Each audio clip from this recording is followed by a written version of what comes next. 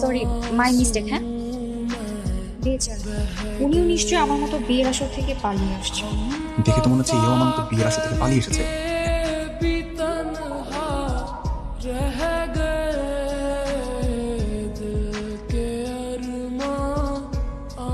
কি আপনি দৌড়াচ্ছেন কেন? আমারও তো একই প্রশ্ন, আপনি দৌড়াচ্ছেন কেন?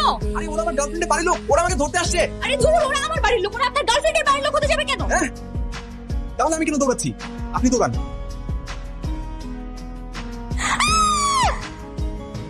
গলার নিচে ছুরি ধরা থাকলে বাঘও বাপের নাম ভুলে যায়। আর তুই ওর ফোন কেড়ে নে, যাতে করে সে কারোর সাথে যোগাযোগ করতে না পারে।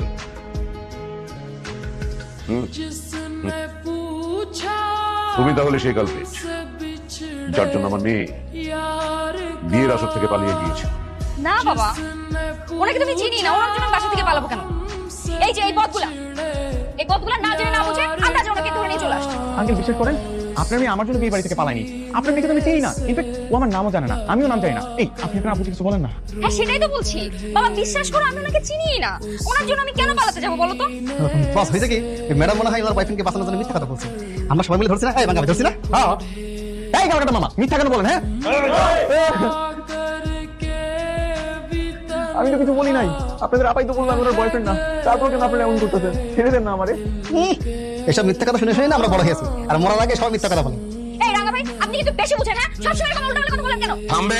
তুমি যদি আগে আমাকে বলতে যে তোমরা দুজনকে ভালোবাসো, তাহলে আমি তোমাদের বিয়ে দিয়ে দিতাম নিঃসন্দেহে। কিন্তু সেটা না করে তুমি বিয়ের আসর থেকে আমার মেয়েকে নিয়ে পালিয়ে গিয়েছো। চরম অন্যায় করেছো, তুমি চরম অন্যায় করেছো।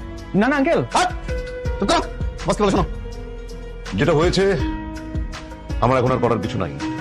এখন আমি রাজি, আগামী 7 দিন পর তোমাদের দুজনের বিয়ে। বাবা কিন্তু তুমি এরপর আর কোনো কথা হবে না। বাবা বস, আগামী 7 দিন পর বিয়ের সব আয়োজন কমপ্লিট করো। আরে বললেই হয়ে গেল নাকি? আমার গার্লফ্রেন্ড আছে, আমি মেয়েকে বিয়ে করতে পারবো না।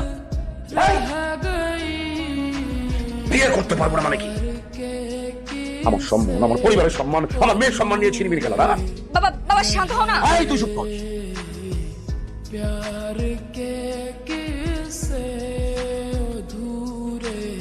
আমার পরিবার, আমার বা আমার মেয়ের সম্মান নিয়ে ফাজলামো একদম কেটে কুচি কুচি করে মাগুর মাছ দিয়ে খাওয়াবো।